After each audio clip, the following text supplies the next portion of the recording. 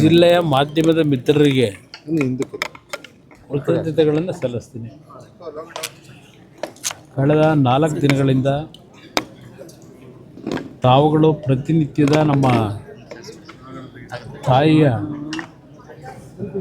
ಒಂದು ಅಂತ್ಯಕ್ರಿಯೆ ಆದ ನಂತರವೂ ಸಹ ಕಳೆದ 2 ದಿನಗಳಿಂದ ಇಲ್ಲಿ ನಡೀತಾ ಇರತಕ್ಕಂಥ ಒಂದು ಧಾರ್ಮಿಕ ಕಾರ್ಯಕ್ರಮ ಅಂತೀನಿ ನಾನು. ಏಕೆಂದರೆ ನಮ್ಮ ತಾಯಿಯ ಬದುಕು ಜೀವನವೆಲ್ಲ ದೇವರನ್ನು ನಂಬಿ ಬದುಕಿರತಕ್ಕಂಥ ಬದುಕು ಇದು. ಬಹುಶಃ ತಮ್ಮಗಳಿಗೂ ಇವತ್ತಿನ 2 ದಿನಗಳಿಂದ ನಡೀತಾ ಇರತಕ್ಕಂಥ ಈ ಕಾರ್ಯಕ್ರಮ ನೋಡಿದಾಗ ಒಂದು ರೀತಿಯ ಉತ್ತಮವಾದಂಥ ರೀತಿಯಲ್ಲಿ ಒಂದು ಭಾವನೆಗಳನ್ನು ನೀವು ಕಂಡಿದ್ದೀರಿ ಅನ್ನೋದು ನನ್ನ ಅಭಿಪ್ರಾಯ. ನಮ್ಮ ತಂದೆಯವರು ಸಹ ಅವರ ಬದುಕಿನಲ್ಲಿ ಇಲ್ಲಿ ಇರ್ತಕ್ಕಂಥ ರಂಗನಾಥ ಸ್ವಾಮಿ ಮತ್ತು ಶಿವನ ಒಂದು ದೇವಸ್ಥಾನ, ಅದು ಮೊದಲು ಒಂದು ಸಣ್ಣ ಗುಡಿ. ಅವರು ಹುಟ್ಟಿದಂಥ ದಿನಗಳಲ್ಲಿ ನಾವು ಬೆಳೆದಂಥ ದಿನದಲ್ಲೂ ಒಂದು ಸಣ್ಣ ಗುಡಿ ಇತ್ತು.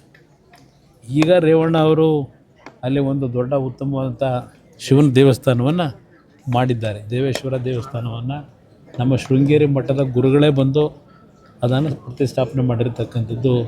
ಅದು ಸಹ ತಾವುಗಳೇ ನಾಡಿನ ಜನತೆಯ ಮುಂದೆ ಪ್ರದರ್ಶನ ಮಾಡಿ ಅದೆಲ್ಲವನ್ನು ಮಾಹಿತಿ ಇಟ್ಟಿದ್ದೀರಿ. ಅವರೂ ಸಹ ದೈವ ಭಕ್ತರೇ ಇದ್ದಾರೆ.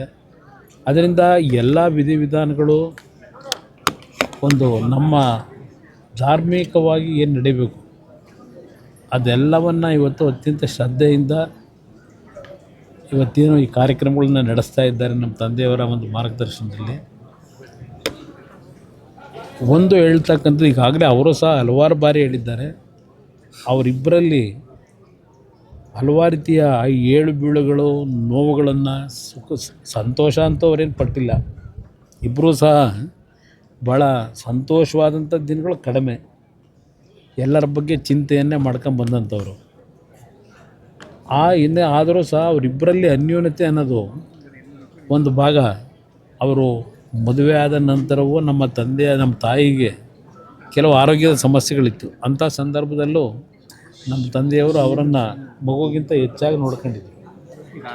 ಅದಕ್ಕಿಂತ ಹೆಚ್ಚಾಗಿ ಇದೇ ಶಿವನ ದೇವಸ್ಥಾನಕ್ಕೆ ಶಿವರಾತ್ರಿಗೆ ಬಂದಾಗ ಯಾವೊಂದು ಆ್ಯಸಿಡ್ನ ಪ್ರಕರಣ ನಡೀತು, ಅದರಿಂದ ಅವರು ಬದುಕಿರ್ತಕ್ಕಂಥದ್ದು ಅದು ಒಂದು ಪವಾಡ. ಅದು ಡಾಕ್ಟ್ರುಗಳು ಯಾರೂ ಉಳಿತಾರೆ ಅಂತಕ್ಕಂಥದ್ದಕ್ಕೆ ಆಸೆ ಇಟ್ಕೊಂಡಿರಲಿಲ್ಲ. 2 ತಿಂಗಳು ಪ್ರಜ್ಞೆ ಇರಲಿಲ್ಲ.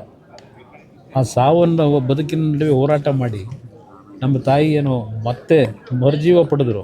ಅದಕ್ಕೆ ಕಾರಣ ನಮ್ಮ ರಾಜರಾಜೇಶ್ವರಿ ದೇವಸ್ಥಾನ ಏನಿದೆ, ರಾಜರಾಜೇಶ್ವರಿ ನಗರದಲ್ಲಿ ಬೆಂಗಳೂರಿನಲ್ಲಿ, ಆ ರಾಜರಾಜೇಶ್ವರಿ ದೇವಸ್ಥಾನಕ್ಕೆ ನಮ್ಮ ತಾಯಿ ಆ ದೇವಸ್ಥಾನ ಕಟ್ಟಿದ ನಂತರ ಅಲ್ಲಿ ಹಿಂದೆ ತಿರುಚಿ ಸ್ವಾಮಿಗಳು ಅಂತ ಏನಿದ್ರು, ಅವರು ಮಹಾನ್ ದೈವ ಭಕ್ತರು. ಅವರ ಕನಸಿನಲ್ಲಿ ಬಂದು ಆ ದೇವಸ್ಥಾನ ಪ್ರತಿಷ್ಠಾಪನೆ ಆಗಬೇಕು ಅಂತಕ್ಕಂಥದ್ದನ್ನು ದೇವಿ ಹೇಳಿದಂಥ ಹಿನ್ನೆಲೆಯಲ್ಲಿ ಅವರು ಬೇರೆ ರಾಜ್ಯದಿಂದ ಬಂದು ಇಲ್ಲಿ ದೇವಸ್ಥಾನ ಕಟ್ಟಿದ್ರು. ಅವರು ಇವತ್ತು ನಮ್ಮ ಮುಂದೆ ಇಲ್ಲ. ಆದರೆ ಅವರ ಅನುಗ್ರಹವೂ ಸಹ, ಗುರುಗಳ ಅನುಗ್ರಹ ಬೇಕು ಅಂತಾರಲ್ಲ, ನಮ್ಮ ತಾಯಿಗೆ ಆದಂಥ ಒಂದು ಆ್ಯಸಿಡ್ನ ದಾಳಿ ಏನಿದೆ ಅದರಲ್ಲಿ ಬದುಕ್ತಕ್ಕಂಥ ವಿಷಯದಲ್ಲಿ ಅವರೊಂದು ಮಾತು ಹೇಳಿದರು. ಇವತ್ತು ಚೆನ್ನಮ್ಮನವರು ನಿಮ್ಮ ಹೆಂಡತಿ ಇರ್ಬೋದು, ಆದರೆ ಅವರು ಈ ರಾಜರಾಜೇಶ್ವರಿ ಮಗಳಿದ್ದಾಳೆ, ಯಾವುದೇ ಕಾರಣಕ್ಕೂ ಅವರಿಗೆ ಜೀವಕ್ಕೆ ಅಪಾಯ ಆಗೋದಿಲ್ಲ, ಧೈರ್ಯವಾಗಿರಿ ಅಂತಕ್ಕಂಥ ಅವರು ಸ್ಥೈರ್ಯ ತುಂಬಿದಂಥವ್ರು ಆ ತಿರುಚಿ ಸ್ವಾಮೀಜಿಗಳು. ಅವ್ರು ಹೇಳಿದಂಥ ರೀತಿಯಲ್ಲೇ ಆ ತಾಯಿಯ ಆಶೀರ್ವಾದದಲ್ಲಿ ಉಳಿದ್ರು. ಬಹುಶಃ 1999 2000ನೇ ಇಸ್ವಿನಲ್ಲಿ ಆದಂಥ ಘಟನೆ ಅದು. ಇಲ್ಲಿಗೆ ಈಗ 26 ವರ್ಷ. ಅವರ ದೈಹಿಕವಾಗಿ ಆದಂಥ ಆ ದಾಳಿಯ ಹಿನ್ನೆಲೆಯಲ್ಲಿ ಎಷ್ಟೇ ಹಿಂಸೆಗಳು ಪಟ್ಟಿದ್ದಾರೆ ಅನ್ನೋದು ನೋಡ್ಬೋದು, ನಾವು ನೋಡಿದ್ದೇವೆ. ಯಾಕೆಂದರೆ ಅವರಿಗೆ ಬೆನ್ನಿನ ಒಂದು ಸಂಪೂರ್ಣವಾಗಿ ಸುಟ್ಟೋದಂಥ ಹಿನ್ನೆಲೆಯಲ್ಲಿ ಪ್ರತಿದಿನ ಆ ಉರಿಯನ್ನು ಸಹಿಸ್ಕೊಂಡ್ಬಂದಿದ್ದಾರೆ. ಆದರೆ ನಮ್ಮ ತಂದೆಯವರು ಅವರನ್ನು ಆ ಒಂದು ದಾಳಿಯ ನಂತರ ಇನ್ನೂ ಹೆಚ್ಚಿನ ರೀತಿಯಲ್ಲಿ ಅವರಿಗೆ ಎಷ್ಟೇ ರಾಜಕಾರಣದ ಶ್ರಮದಲ್ಲಿ ಬಿಡುವಿಲ್ಲದೆ ಇದ್ದರೂ ಅವರನ್ನು ಯಾವ ರೀತಿ ದಿನಗಳಲ್ಲಿ ಅವ್ರನ್ನ ಪ್ರೀತಿಸಿದ್ದಾರೆ, ಅವರಿಗೆ ನೋವನ್ನು ದೂರ ಸರಿಸ್ತಕ್ಕಂಥ ನಿಟ್ಟಿನಲ್ಲಿ ಅವರಲ್ಲಿ ಮಾನಸಿಕ ಸ್ಥೈರ್ಯ ತುಂಬಿದ್ದಾರೆ. ಅವೆಲ್ಲ ಒಂದು ದೊಡ್ಡ ಇತಿಹಾಸ ಕಥೆ ಇದೆ ನಮ್ಮ ಕುಟುಂಬದಲ್ಲಿ. ಇದೆಲ್ಲ ಒಂದು ಭಾಗ. ಈಗ ನೀವು ನೋಡ್ತಾ ಇದ್ದೀರಿ ಯಾವ ರೀತಿಯಲ್ಲಿ ಅವರು ಕಳೆದ 1.5 ವರ್ಷದಿಂದ ಯಾವೊಂದು ಆರೋಗ್ಯದ ಸಮಸ್ಯೆಗಳು ಪ್ರಾರಂಭ ಆಯಿತು. ಇದು ಕಾರಣ ಬಹುಶಃ ಈ ರಾಜ್ಯದಲ್ಲಿ ರಾಜಕೀಯದ ದ್ವೇಷದಲ್ಲಿ ನಡೆದಿರ್ತಕ್ಕಂಥ ಕೆಲವು ಘಟನೆಗಳು, ಕೆಲವು ತಪ್ಪುಗಳಾಗಿರ್ಬೋದು. ನಾನು ಸಂಪೂರ್ಣವಾಗಿ ನಾವು ಪರಿಶುದ್ಧವಾಗಿ ಬದುಕಿದ್ದೇವೆ ಅಂತಕ್ಕಂಥದ್ದು ಹೇಳಲ್ಲ, ಒಂದು ತಪ್ಪುಗಳಾಗಿರ್ಬೋದು. ಆ ತಪ್ಪುಗಳನ್ನು ಇಟ್ಟು ಯಾವ್ಯಾವ ರೀತಿಯಲ್ಲಿ ಏನೇನು ನಡೆದಿದೆ ಈ ರಾಜ್ಯದಲ್ಲಿ ನಮ್ಮ ಕುಟುಂಬವನ್ನು ಸಂಪೂರ್ಣವಾಗಿ ರಾಜ್ಯದ ಜನತೆಯ ಹೃದಯದಿಂದ ಕಿತ್ತೊಗಿಬೇಕು ಅಂತಕ್ಕಂಥದ್ದೇ ಒಂದು ದೃಷ್ಟಿಯಿಂದ ಕೆಲವು ಘಟನೆಗಳು ಈ ರಾಜ್ಯದಲ್ಲಿ ನಡೆದಿದೆ. ಅದನ್ನು ಈ ಸಂದರ್ಭದಲ್ಲಿ ನಾನು ಹೇಳಲಿಕ್ಕೆ ಹೋಗೋದಿಲ್ಲ. ಇದು ಒಂದು ನಾವೆಲ್ಲರೂ ಅತ್ಯಂತ ಒಂದು ಆತ್ಮಕ್ಕೆ ಶಾಂತಿಯನ್ನು ನಮ್ಮ ತಾಯಿ ಕೊಡಬೇಕು ಅನ್ನೋದಕ್ಕೆ ಇವತ್ತು ಸಹ ಹಾಲು ತುಪ್ಪ ಇವತ್ತು ಅರ್ಪಿಸ್ತಕ್ಕಂಥ ಸಂದರ್ಭದಲ್ಲೂ ನಮ್ಮ ಅಭಿಮಾನಿಗಳು, ಕಾರ್ಯಕರ್ತರು, ಅವರನ್ನು ಪ್ರೀತಿಸ್ತಾ ಇದ್ದಂಥ, ಅವರು ಪ್ರೀತಿಸಿದ್ದಂಥ ಜನತೆ ಬಂದು ಇವತ್ತೇನು 3ನೇ ದಿನದ ಕಾರ್ಯಕ್ರಮದಲ್ಲೂ ಭಾಗವಹಿಸಿದ್ದಾರೆ. ಬಹುಶಃ ಅವರು ಇನ್ನೂ ಬದುಕಿರ್ತಿದ್ದರು ನನ್ನ ಅಭಿಪ್ರಾಯ. ಒಂದು ಬಾರಿ ಆಸಿಡ್ನ ಪ್ರಕರಣ ನಂತರ ನಮ್ಮ ಕುಟುಂಬದಲ್ಲಿ ಅವರಿಬ್ಬರು ಏನು ವಯಸ್ಸಾಗಿರ್ತಕ್ಕಂಥವರಿದ್ದರು, ಅವರ ಮಾನಸಿಕವಾಗಿ ಯಾತನೆಗೆ ಒಳಗಾಗ್ತಕ್ಕಂಥ ರೀತಿಯಲ್ಲಿ ಏನೇನು ನಡೀತು ಅಂತಕ್ಕಂಥದ್ದು ಮುಂದಿನ ದಿನಗಳಲ್ಲಿ ಯಾರಾದರೂ ಇತಿಹಾಸ ಬರೆಯೋರು ಹೇಳ್ತಾರೆ. ಅದು ಒಂದು ಭಾಗ. ಅದಕ್ಕೆ ನಾನು ಹೇಳ್ತಾ ಇದ್ದೇನೆ, ನನ್ನ ತಾಯಿ ಇವತ್ತು ನಮ್ಮನ್ನು ಅಗಲಿಕೆ ಕಳೆದ 1.5 ವರ್ಷದ ಹಿಂದೆ ಅವರು ಬೆಡ್ ರಿಡನ್ ಆಗಿದ್ದು. ಅಲ್ಲಿಂದ ಇಲ್ಲಿವರೆಗೂ ಅವರು ಪಟ್ಟಿರ್ತಕ್ಕಂಥ ಹಿಂಸೆ ಮತ್ತು ಹಂತವಾಗಿ ಅವರಿಗೆ ನೆನಪಿನ ಶಕ್ತಿಯೂ ಕಡಿಮೆ ಆಗ್ತಕ್ಕಂಥದ್ದು, ಯಾರನ್ನು ಗುರುತಿಸ್ತಾ ಇರತಕ್ಕಂಥ ಪರಿಸ್ಥಿತಿಗಳು ನಿರ್ಮಾಣ ಆಗಿದ್ದು. ಅಂಥ ಸಂದರ್ಭದಲ್ಲೂ ಯಾರಾದರೂ ನೋಡಲಿಕ್ಕೆ ಬಂದರೆ ಊಟ ಮಾಡಿದ್ದೀರಾ, ಊಟ ಮಾಡಿ, ಅದು 2 ಪದ ಬಿಟ್ಟರೆ ಇನ್ನೇನೋ ಬಾಯಿನಲ್ಲಿ ಬರ್ತಿರಲಿಲ್ಲ. ನನ್ನನ್ನು ಸ್ವಲ್ಪ ಮತ್ತೆ ನಮ್ಮ ಇಬ್ಬರು ತಂಗಿರಿದ್ದಾರೆ, ಅವರನ್ನು ಸ್ವಲ್ಪ ನೆನಪಿನಲ್ಲಿ ಇಟ್ಕೊಂಡಿದ್ರು. ನಾನು ಏನಾದರೂ ಒಂದು ವಾರದಲ್ಲಿ 2 ದಿನವೋ 3 ದಿನವೋ ಯಾವಾಗಾದ್ರೂ ಫ್ರೀ ಇದ್ದಾಗ ಹೋದಾಗ, ಒಳ್ಳೆ ಕೆಲಸ ಮಾಡಪ್ಪ, ಯಾವಾಗ ಬಂದೆ, ಡೆಲ್ಲಿಗೆ ಹೋಗಿದ್ದ, ಇದು ಮಾತ್ರ ಅವರಲ್ಲೇ ನೆನಪಿನಲ್ಲಿತ್ತು. ಆ ರೀತಿಯಲ್ಲಿ ಒಳ್ಳೆ ಕೆಲಸ ಮಾಡಪ್ಪ ಅಂತಕ್ಕಂಥದ್ದು ಹೇಳೋರು ಅಷ್ಟೇ. ಆದರೆ ಒಂದು 2-3 ಬಾರಿ ಒಂದು ಕುಟುಂಬದಲ್ಲಿ ನಡೆದಿರ್ತಕ್ಕಂಥ ಪ್ರಕರಣದಲ್ಲಿ ಯಾವಾಗ ಕರ್ಕೊಂಬರ್ತೀಯಪ್ಪ ಅಂತಕ್ಕಂಥ ಒಂದು ಮಾತಾಡ್ತೀವಿ. ಅದು ಇವತ್ತು ನನಗೆ ನೋವಿದೆ. ಅವರಿಗೆ ಅಂಥ ಒಂದು ಸನ್ನಿವೇಶಗಳನ್ನು ತಡಿಲಾರ್ದೇ ಇವತ್ತು ಇಂಥ ಒಂದು ದಿನವನ್ನು ನಾವೇನು ಕಾಣಬೇಕಾಗಿದೆ. ಬಹುಶಃ ಇನ್ನೂ ಒಂದು 3-4 ವರ್ಷಗಳು ಆ ರೀತಿಯ ಒಂದು ಇವತ್ತಿನ ದಿನ ನಾವು ನೋಡಲಿಕ್ಕೆ ಸಾಧ್ಯ ಇರಲಿಲ್ಲ. ಆದರೆ ಅದನ್ನು ದೇವರು ತೀರ್ಮಾನ ಮಾಡಿರೋದು, ನಾವಲ್ಲ. ಆ ದೇವ್ರ ತೀರ್ಮಾನಕ್ಕೆ ನಾವೆಲ್ಲರೂ ತಲೆಬಾಗಲೇಬೇಕು, ಅದನ್ನು ಹೇಳ್ತೇನೆ. ಅದರ ಜೊತೆಗೆ ಇವತ್ತು ಈ ಸ್ಥಳ ಏನಿದೆ, ಕುಟುಂಬದಲ್ಲಿ ಅಂತಿಮವಾಗಿ ನಮ್ಮ ಕುಟುಂಬದ ಎಲ್ಲ ಅಣ್ಣ ತಮ್ಮಂದರು, ತಂಗಿರು ಎಲ್ಲರೂ ಸೇರಿ ನಮ್ಮ ತಂದೆಯವ್ರ ಜೊತೆ ಚರ್ಚೆ ಮಾಡಿ ಅಂತಿಮವಾಗಿ ಈ ಸ್ಥಳವನ್ನು ಇಲ್ಲಿ ಒಂದು ಧಾರ್ಮಿಕ ಕ್ಷೇತ್ರವಾಗಿ ನಿರ್ಮಾಣ ಮಾಡ್ತಕ್ಕಂಥದ್ದಷ್ಟೇ ಅಲ್ಲ, ಸಾಮಾಜಿಕವಾಗಿ ಯಾವ ರೀತಿಯಲ್ಲಿ ಸಂಕಷ್ಟದಲ್ಲಿರ್ತಕ್ಕಂಥವ್ರು, ಇವತ್ತು ಸಮಸ್ಯೆಗಳೆಲ್ಲ ಇರ್ತಕ್ಕಂಥವ್ರು ಈ ಸ್ಥಳದಲ್ಲಿ ಬಂದು ನೆಮ್ಮದಿಯ ಜೀವನ ಮತ್ತು ಇಲ್ಲಿಂದ ಉತ್ತಮವಂತ ರೀತಿಯಲ್ಲಿ ಹೊರಗೆ ಹೋಗ್ತಕ್ಕಂಥ ರೀತಿಯಲ್ಲಿ ಅವ್ರ ಬದುಕನ್ನು ಕಟ್ಕೊಳ್ಳಿಕ್ಕೆ ಯಾವ್ಯಾವ ರೀತಿಯ ಒಂದು ಕೆಲಸಗಳು ಇಲ್ಲಾಗಬೇಕು.